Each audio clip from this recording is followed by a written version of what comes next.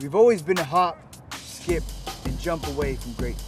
When living in quicksand, you lose faith that a movement can save you. You have to be outstanding just to survive. You cannot live by the standards they gave you. You have to be more. Because it wasn't long ago that black folk had to pole vault to get the vote. How much coal could a colored boy deadlift in a mine shaft before he chokes on smoke? How many borders have we sprint past for refuge and hope? How many black boxes have we hurdled to keep the fire stoked? And now, we run with the torch. As a young token Asian, I was picked last for most big kid games. When they were surprised that I spoke fluent English, imagine their faces when I told them I spit flames. They didn't believe me. I was supposed to be the quiet nerd who fast-tracked through math class, a submissive servant, genetically worthless, sweeping your floors, fading into the background like my ancestors before. But when it comes to fire, I had to be the swordsman and the blacksmith. when they were going for gold, I was excavating diamonds for practice. We're the invisible race, so every time we spoke, it sounded like magic. So of course the villagers would disbelieve our talents until they smelt the stench of the master's heads I came back with. young black youth, a buck-toothed brute, lazy eye with grades to match, they expected me to drivel, spewing slang while I dribbled into court.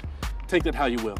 They underestimated me, thinking dark skin meant ignorance, stupidity, until the force of my voice, the fluidity of my tongue-twisting linguistics reminded them I would not be made into the common statistic. To say I was outstanding amongst my peers was an offensive understatement.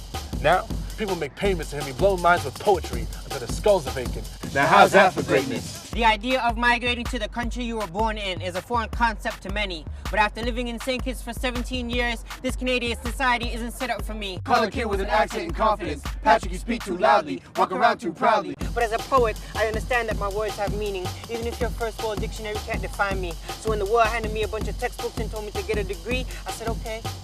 But then let's turn that into art therapy. The doubters are scared of me. Words that I run past them even when they had a head start. See, art is a great equalizer, and I'm putting in overtime just to make my goals tangible. And at the finish line, I'm measuring my success by the number of stories I've helped others express. My progress is defined only by me. So when the world doesn't give you the stage, when there will be no honorable mention, When you can settle for the consolation prize, or be so great it demands their attention. MJ walked on air for slam dunks, it seemed illogical. He stamped his name on the game and can't fade away, it's impossible. and when it comes to sprint records, Usain Bolt has every one, showing us that to chase our dreams, sometimes we have to run. Serena plays the game with a love that raises a racket and serves backhands to her critics like a monarch ruling her bracket.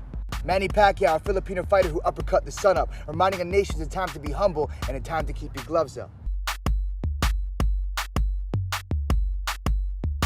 It isn't so much the glory. It is more so the struggle. When climbing feels like crawling and one chooses to hustle.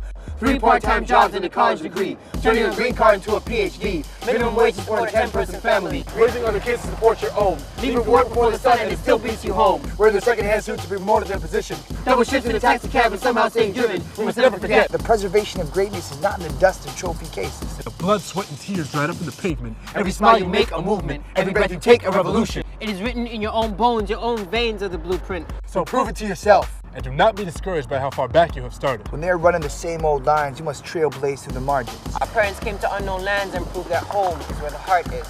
It wouldn't be the passing down of torches if our path was not uncharted.